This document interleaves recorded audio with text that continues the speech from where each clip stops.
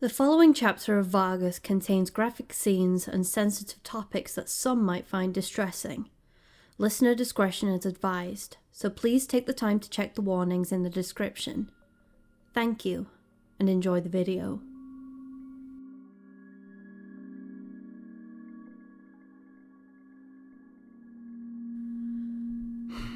What are you looking for? What do you expect to find? Something. Anything. It's obvious at this point I don't know enough about this situation, so I'm going to resolve that. For once, Edgar, listen to me. This is not something you can solve logically. If it was, it wouldn't be insanity. I'm not insane. That's right, you're not insane. What are you looking for? I'm going to find some books that will hopefully give me some perspective on why Nee reacted the way he did.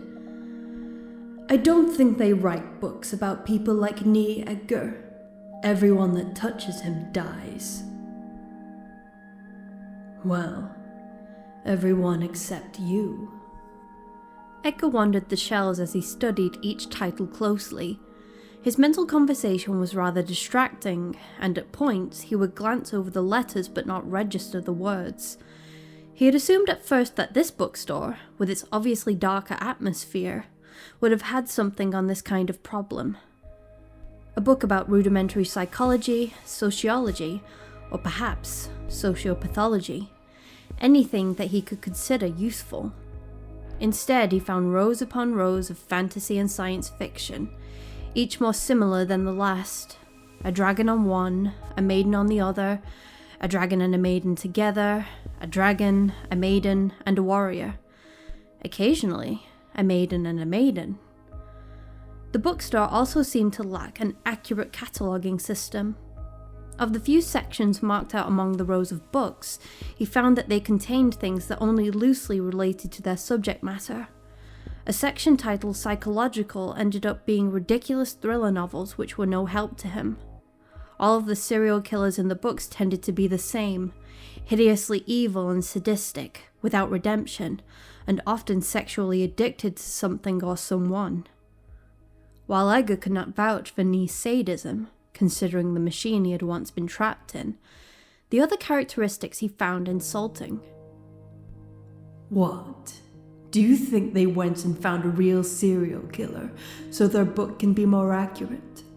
Of course not, Edgar.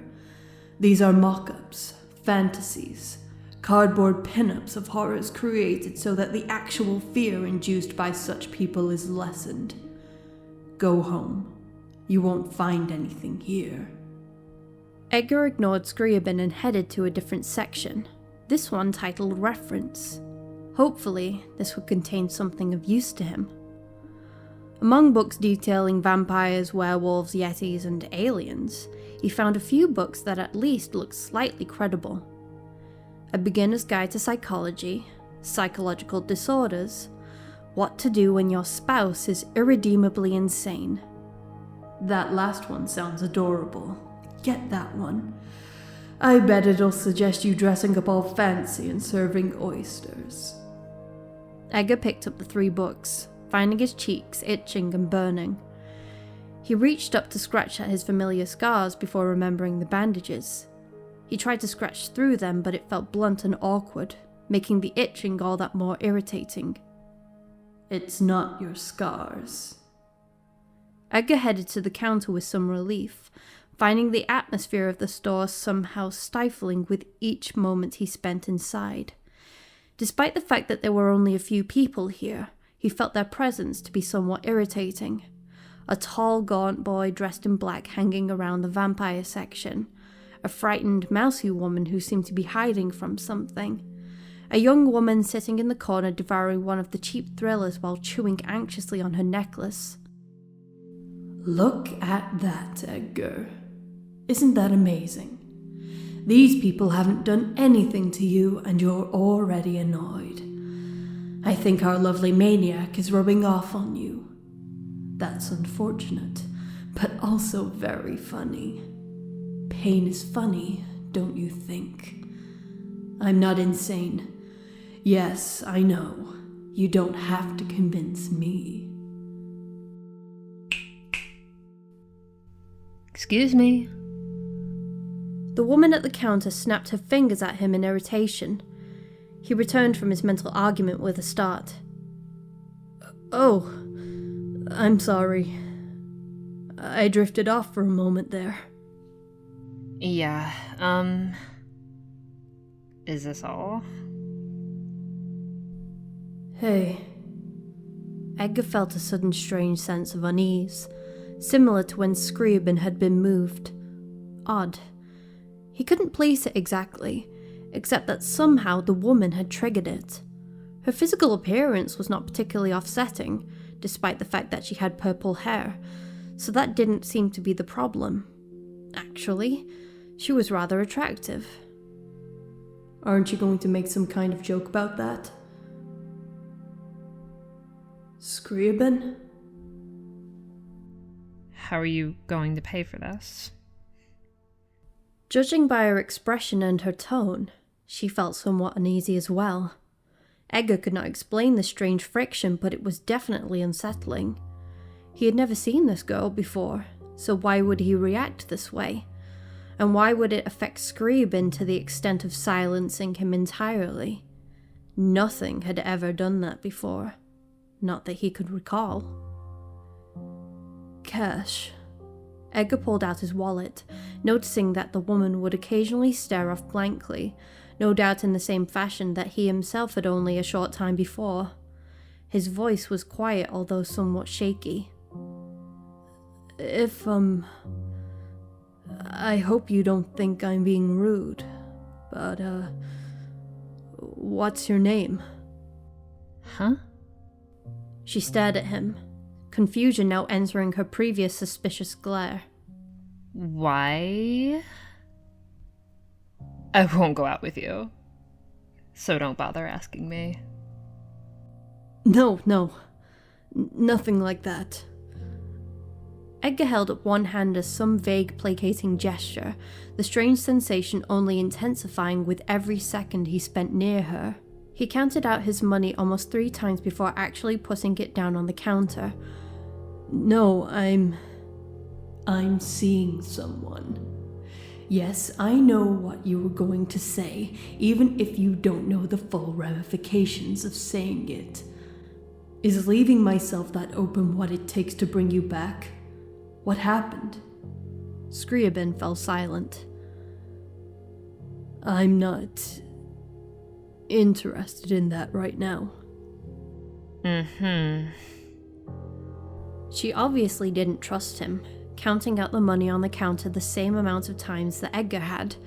He noticed as he stared at her thin fingers that they shook almost imperceptibly. Fine. I'm Devi.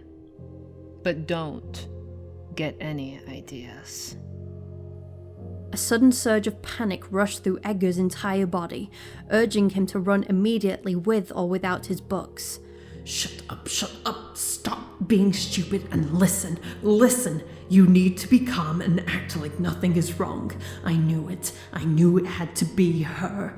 Listen, just buy your books and leave, alright? Leave and don't say anything. I won't. My name is Edgar. He stumbled through his words and hoped she wouldn't notice a sudden change in his behavior. Edgar Vargas. Well, it's nice to meet you, Edgar. He could not interpret her expression as she pushed the 3 books into her bag. She stared at him. Can I assume those bandages are a result of your spouse? I guess you could say that. I can't believe this is her. I can't believe it. What are the odds? Of all the bookstores in the entire city, I chose this one. Why? More importantly, Edgar, why is she making you feel frightened? She can't hurt you. She's a victim as much as you are. In fact, you two are quite similar. God, I wonder if she knows how Nee feels about her. She seems so normal. I don't know if she would understand if he explained it to her. Well, she fought him off, something you never did. I think it's safe to assume that she at least resisted Nee's everlasting love. I should tell her. I should tell her how much Nee... Don't you tell her a word. Don't you say a fucking thing, or I swear to God I'll make things very painful for you. Don't tell her anything, and particularly stop staring off into the distance like a mental case. You get your books and get out. Why are you so frightened? I'm not frightened. Then why am I frightened? When he finally came to out of his mental conversation, he realized almost 5 minutes had passed without interruption. Devi had stared at him the entire time with an equally strange and distant expression on her face. Seeing Edgar jerk out of it apparently galvanized her back into action. Be sure to come again. Her words were jerky and hesitant as she handed him his bag. He couldn't read her face at all. All he knew is that she must be suffering the same growing sense of vertigo, nausea, panic, and fear that he was. He had to get away from her. He had to get away. He felt almost like he was going to be sick, like something was struggling to get out of him, shredding his insides as it tried to crawl out of his body. He was getting increasingly dizzy and had to reach out twice before he finally took hold of his bag. Thank you. I will. He stumbled out of the store, breathing a sigh of relief. Edgar leaned back against the glass that stated the store's name, breathed deeply, and hoped that the intense dizziness and anxiousness would pass. He eventually sank down to his knees as he stared at the dirty sidewalk and wished it would stop moving. Calm down, Edgar. Jesus Christ. You're such a drama queen. Look, you're outside now. Calm down. She can't affect you here. You're safe now, so stop making yourself sick and go home. Scriabin. What was that? What was what? What happened in there? What was that? I told you to leave and instead you made small talk with her. You have no sense of self-preservation. Scriabin. You wouldn't believe me if I told you anyway. Don't ask me. Back inside the store, Devi leaned down on the counter with her hands clasped behind her head, struggling to breathe calmly and evenly. It took a few minutes before the woman could lift her head steadily and regain her composure. By that time, Edgar had moved on down the street towards his car.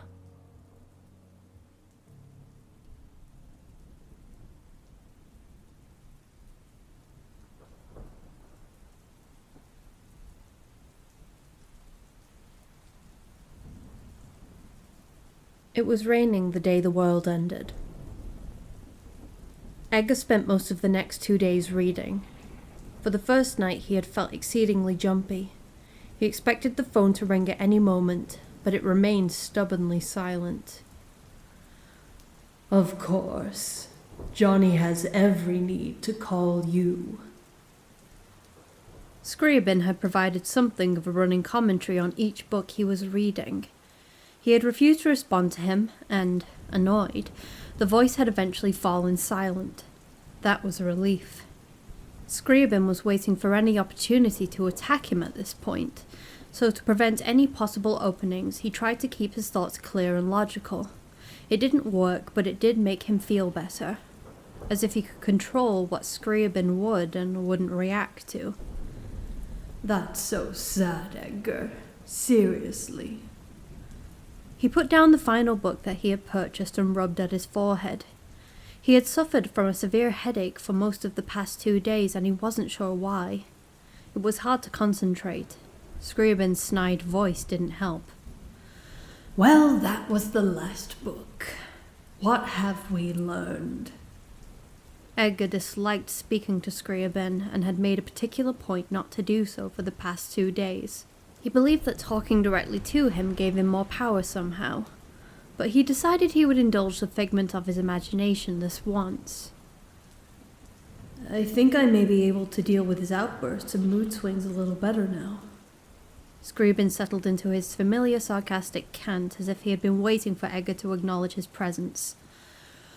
Oh, really? How? By validating his decisions and his feelings and letting him discover the solution to his own problems. Watch him knock over a glass and respond, "Oh no, the milk has spilled. We need a sponge." It won't work, Edgar. You know it won't. You know as well as I do.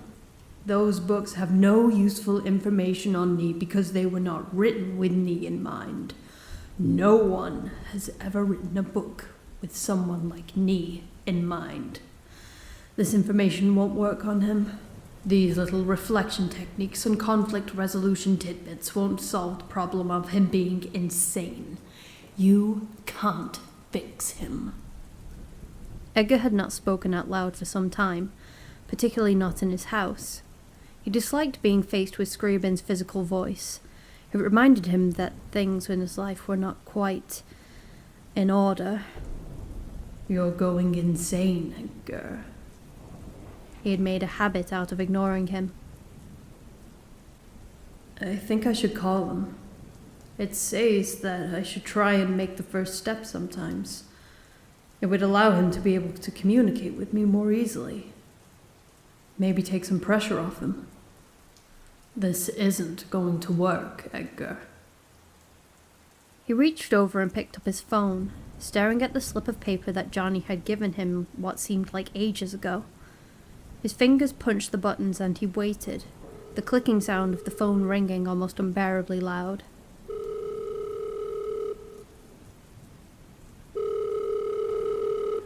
You're frightened he'll pick up.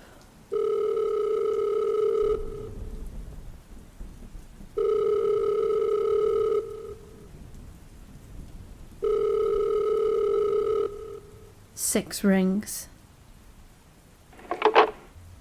There was a pause as Edgar tried to decide what to say. His mouth fell open, and yet he could not think of a single thing that would be appropriate considering what had happened last time. An apology? A greeting?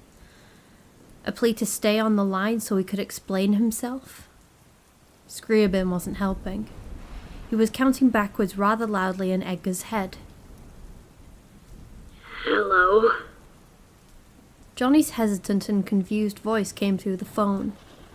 Edgar barely had time to think of how strange it must be for Johnny to actually receive a call before something broke his concentration.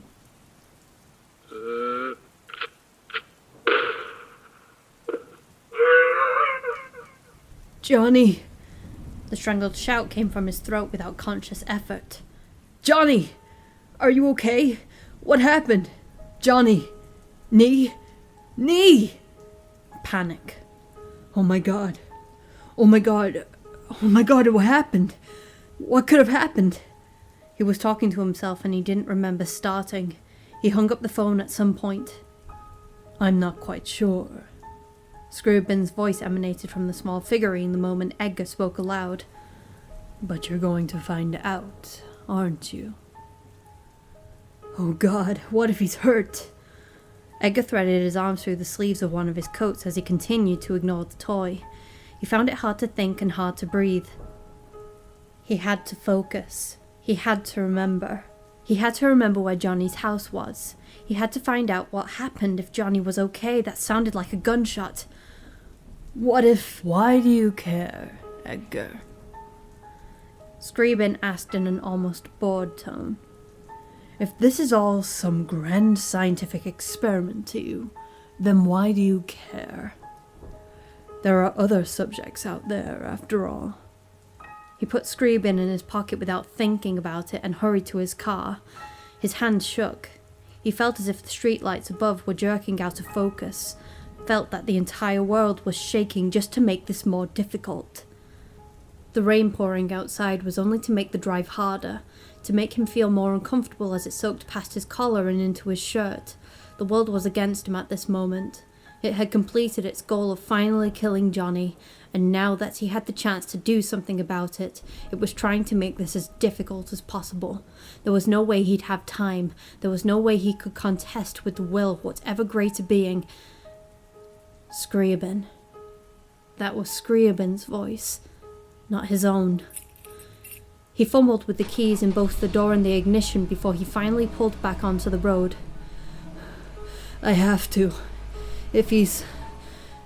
Edgar could not even form coherent sentences as he tried to focus on driving, worrying, and remembering at the same time. Where was Johnny's house? He knew that it was down the road, but after this he always tended to blank. This is just so sweet. It really is. Scriabin was deep in the folds of his coat, but his voice was just as clear and annoying. Why can't I remember?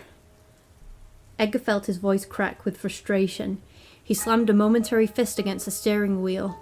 Every minute he constructed worse and worse scenarios, and as each one found its completion, he found the guilt and worry only piling up higher. Why can't I?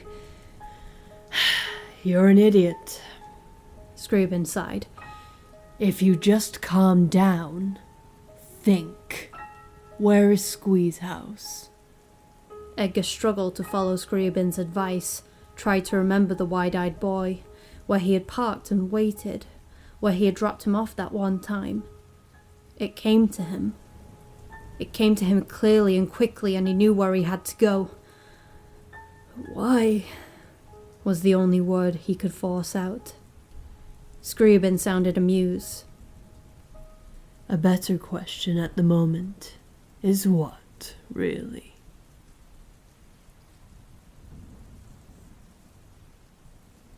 Edgar parked in front of Squee's house. In his rush to get out of his car and find out what happened, he forgot to undo his seatbelt. He ended up spending a few awkward moments fumbling with the clasp while Scriabin laughed at him. Once he had successfully extricated himself from his car, he noticed with some confusion that there were no other vehicles near the boarded-up house. So whoever it was that had attacked Johnny didn't come by car. Scriabin laughed spitefully, and Edgar did not know why. When he got there, it was still raining. That would explain why he couldn't see any stars or even the moon.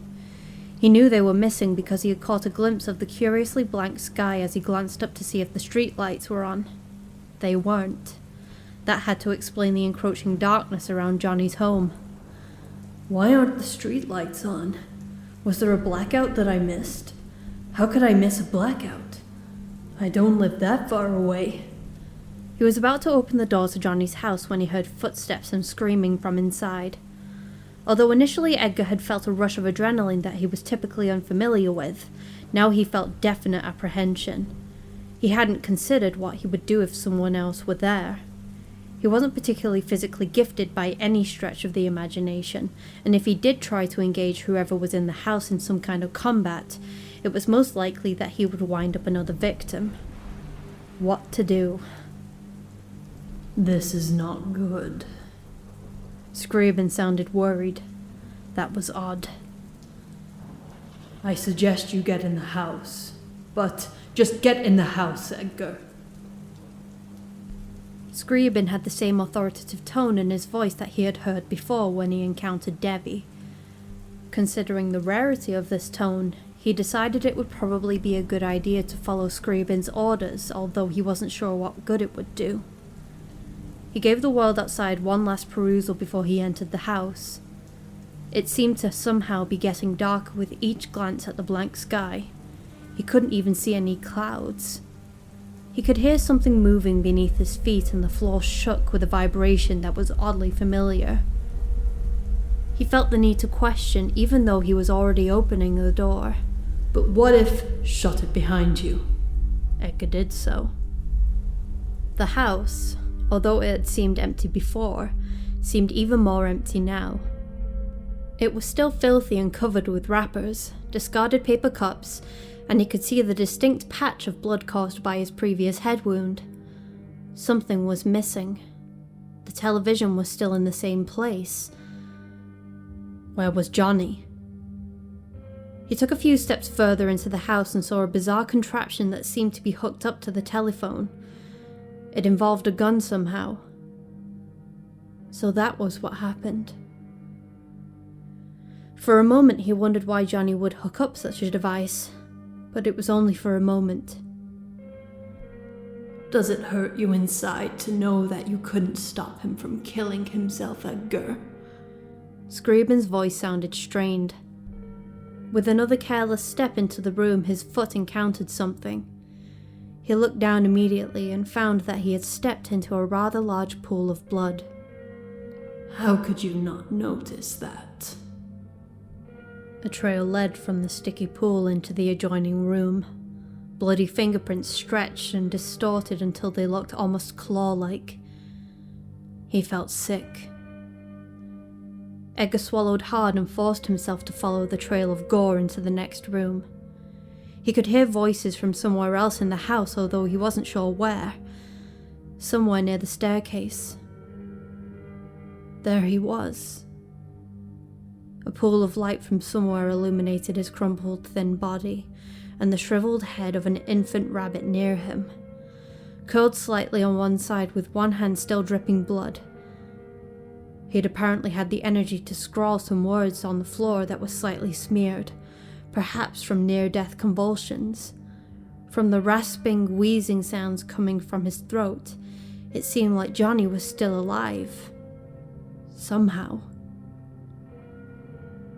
Edgar didn't remember how he got to Johnny's side, only aware that he was there and shaking him gently. Johnny, oh God. Johnny, are you okay? Oh God. Edgar's voice was shaky, thin, and high. Johnny took a deep breath that gurgled in his throat as his body twitched in an effort to respond to Edgar's voice. He tried to turn over, but apparently could not find the energy.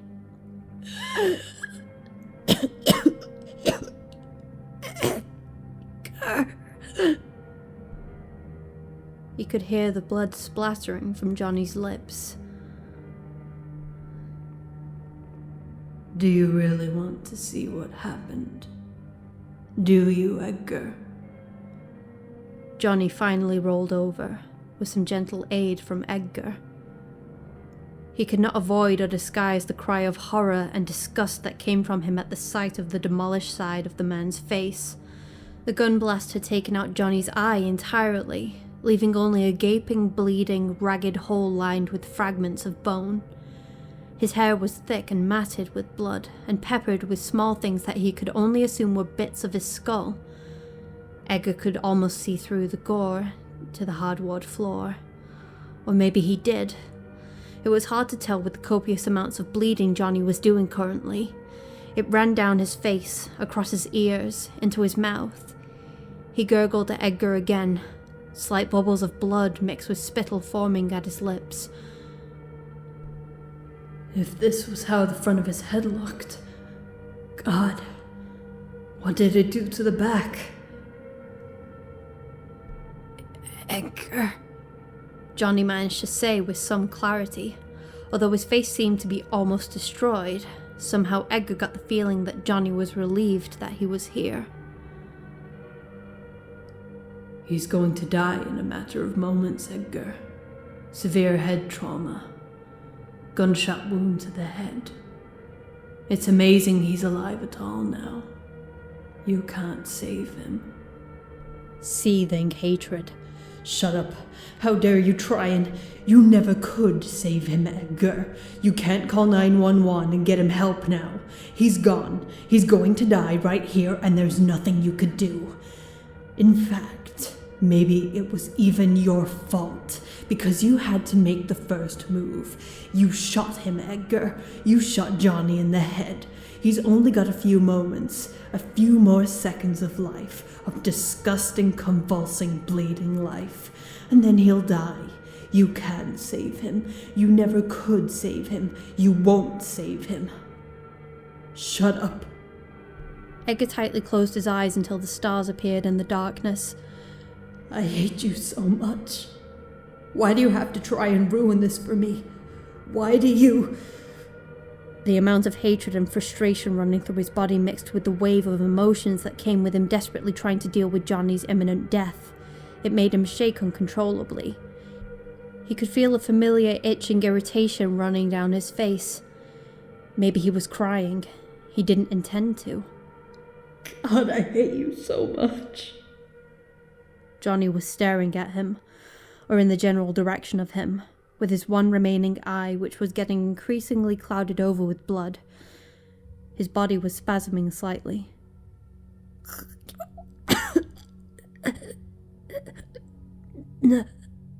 Nothing. Behind the... He coughed wetly, blood getting all over Edgar's shirt. Ale. System. Down. Knee. Try and stay with me. You can't save him, Edgar. Shut up. Try and stay awake. I'm going to go and get help. I'm going to get you some help. Try and stay awake. He was repeating himself because he had nothing else to say. Johnny's hand jerked upwards and grabbed the front of his shirt tenaciously. He tried to hiss at him, but the blood in his mouth prevented it. He mostly ended up spraying blood in Edgar's face for a few moments before he realized how useless it was. I have to go get help. I have to get help, but what can I do? He grabbed me for a reason. What if Johnny dies while I'm gone? He could see the muscles twitching around the ruined portion of Johnny's face, trying to control things that were no longer there. Nausea was beginning to overcome him, which only made him feel worse.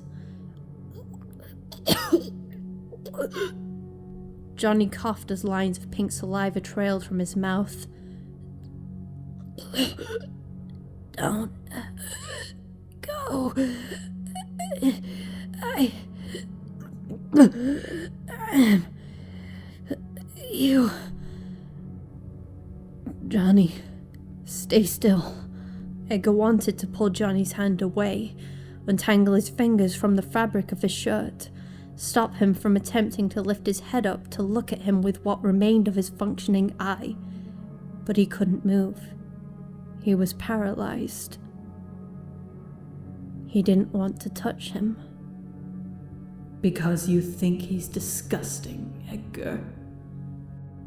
Listen. If he were intact, perhaps Johnny would have been giving Edgar one of his manic, intense looks. It was hard to tell now.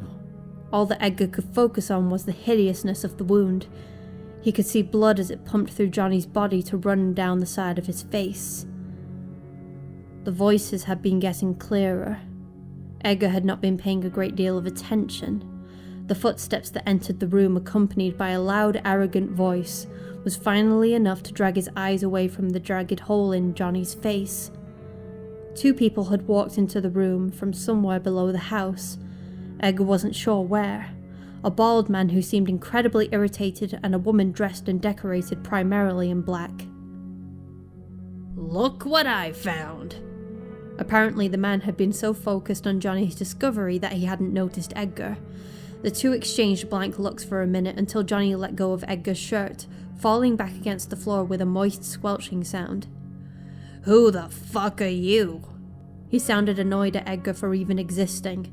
Already he could guess how he had come to be imprisoned here. I'm Edgar. It doesn't matter. He was surprised at how calm his voice sounded.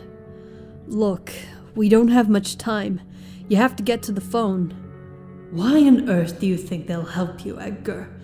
Do you think Johnny kept such congenial relations with all his victims? Phone?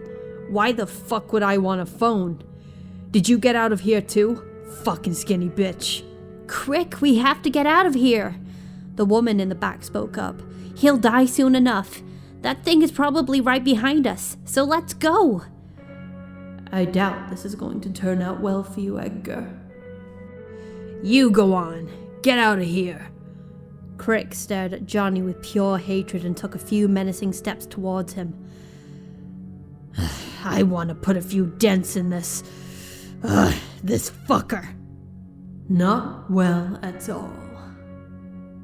Edgar stood as Crick made his way towards him, vaguely offended at this man's lack of priorities. What do you mean? He's bleeding to death as it is. Why would you need to? Johnny coughed again, his voice muffled and garbled. Eventually, discernible words came through the gurgling noises. Even now, Johnny's voice sounded hateful. You won't be going anywhere. You're dying too.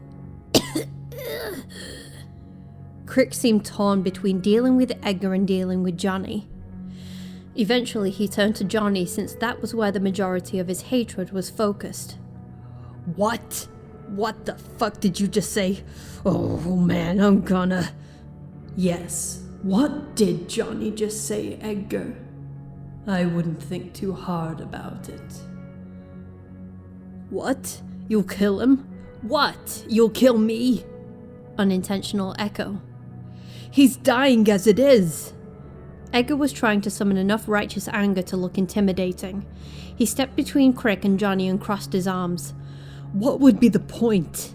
And what do you mean, that thing? Is there something else here? Before the woman could respond, Crick had gotten rather close to Edgar and was shouting in his face. Do you know what that skinny fuck did? Huh? Do you? Of course you don't, but I wouldn't say that out loud. Just because he fucking looks like a goddamn cocksucker, he locked me into this fucking toilet bowl of a room. Fucker!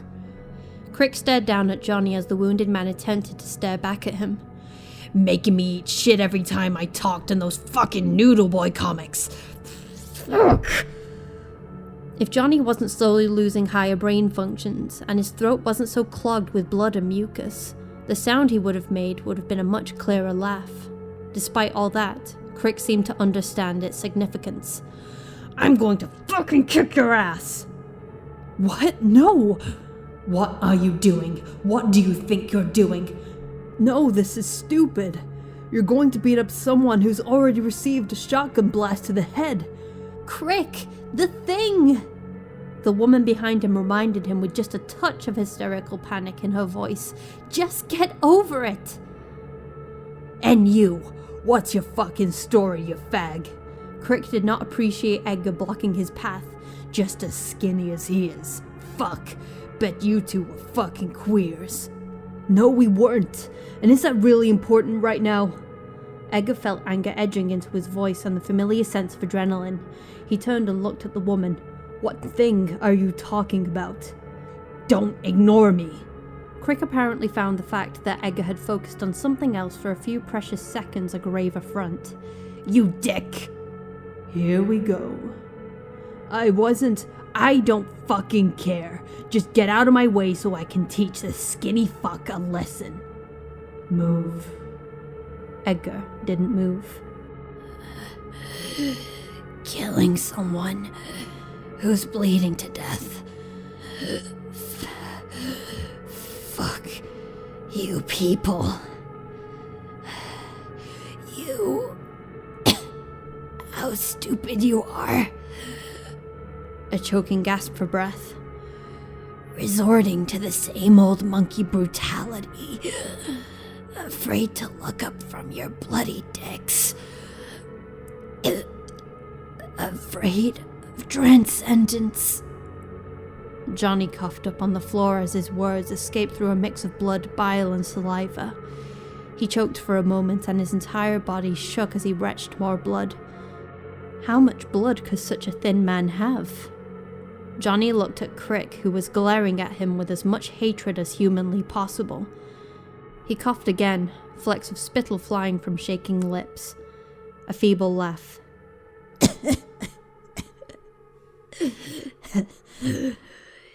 Your head looks like a potato. Edgar looked back at Johnny with some measure of confusion at the clarity of his previous words. How could he be able to say so much considering how much damage he had endured at this point? Crick was either too shocked or too disgusted to react to Johnny's statement before he spoke again. Despite Crick's desperate desire to acquaint Johnny's head with his foot repeatedly, he listened for a few more moments, almost as if for some impossible apology. Johnny coughed again, trying to clear out progressively clogging passages. And how stupid was I? I actually paid attention to you. Devoted precious thought to it. God, I used to love the voices I heard in my head. Didn't you, Edgar? This is important.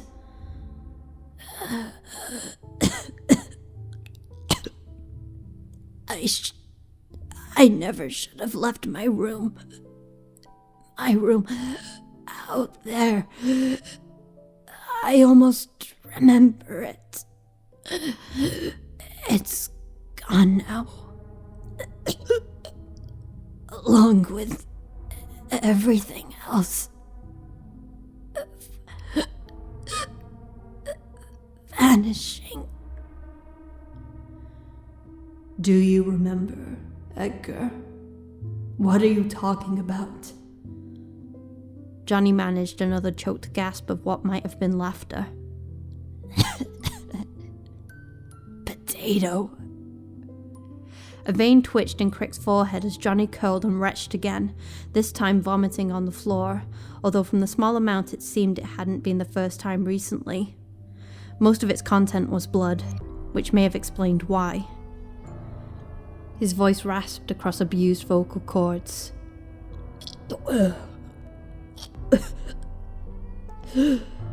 I never got to see it. The wall thing. This isn't pleasant. I'd rather not be dead. Don't want to die.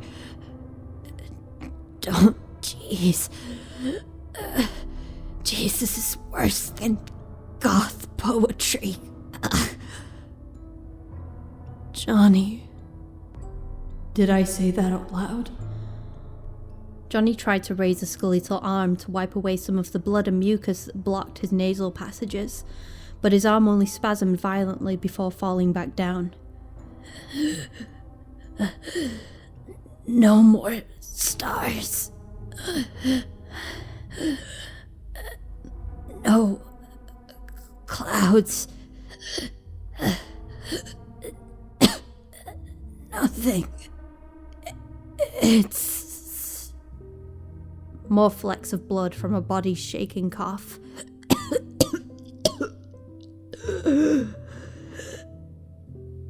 It's such an easy thing to say. You hate something. So easy to hate. What a piece of shit I am. I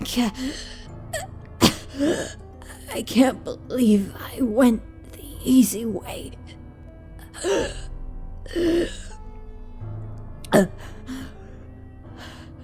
I thought I knew. I wish I know something. Anything. Despite the growing vibration and shaking coming from below, all three of the intact people in the room seemed captivated by Johnny's last words. What they were hoping for was hard to say, although what he did say did not fulfill any of their expectations. He would never say what you want him to say. Shut up. There was a short silence that even Crick seemed to respect before Johnny coughed again, this time actually laughing more clearly as he stared at Crick. Actually, your head looks more like a reject jelly bean. Oh, that's it. Crick raised his foot with the intent on kicking Johnny's already mutilated face into further disrepair. No, don't stop! Edgar moved in front of Crick. Don't you understand? This is more important than... His fist smashed into Edgar's face. With a sharp cry of pain, Edgar fell back, sure that his nose was broken. He could feel blood running down his face and into his mouth. The rush of adrenaline and pain at the blow was phenomenally strong and easily surpassed any emotion that Edgar could remember. Unfortunately, the sudden blow had left him dizzy and had not improved his previous nausea in the least. He staggered back and tripped over one of Johnny's legs. While one hand remained on his face in an effort to staunch the steady flow of blood, his other arm windmilled through the air. Johnny didn't move. Once his balance had returned, he tried to focus on his new enemy. Oh God, don't do this. Please don't do this. His glasses, wherever they were, he didn't have them now. They probably broke, but he could make out the shape of Crick about to begin his kicking assault on Johnny's head. Don't! That rush of adrenaline gave him a sense of power and confidence that was sorely misplaced. As he struggled to see clearly, Edgar rushed forward and pushed Crick away from Johnny's body. Crick hadn't expected any more resistance from Edgar as he was shocked enough to allow himself to be pushed back. Edgar couldn't see his expression, but he doubted that he was pleased. Crick, the thing! Come on, we'll all be dead if you don't hurry up. Fucker! Edgar balled his fist and tried to defend himself. He tried to hit Crick in the face, but instead managed to hit the side of his head. The sharp stabbing pain that shot through Edgar's hand, particularly the joint of his thumb, gave him the impression that he wasn't doing this correctly. That small voice of logic persuaded Edgar to try talking again. Leave him alone. Another blow, this time to the side of Edgar's temple. The entirely unfamiliar pain shot through his head and his body panicked. The blood clogged his throat for a second and he coughed to try and breathe. Crick took this opportunity to kick Edgar in the gut. He fell back against the floorboards entirely winded. Despite his body's desperate desire to retaliate, Edgar couldn't make himself move. It was hard to think. His head ached to an extent that he couldn't even describe, and the blood in his mouth and throat wasn't making this any easier. You fucking queer, trying to fucking tell me what to do. I'll put my boot up your fucking ass, you fucking queer bitch. Crick kicked at Edgar's back viciously. The only thing that Edgar could do in his state was try and roll away ineffectively. I told you not to. When Edgar curled into a ball to try and minimize the damage being done, Crick focused on kicking his head. At least, that's what he thought happened. Things were getting hazy at that point. Look at you.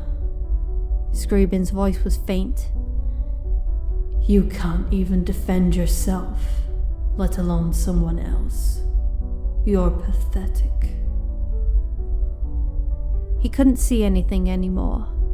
His nasal passages must have collapsed because they weren't working anymore, and he could only breathe through his mouth, and that was getting increasingly difficult.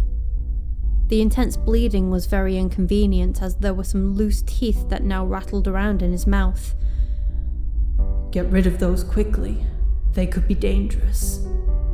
He was dimly aware of a tooth sliding from his lips in his best effort to spit it out.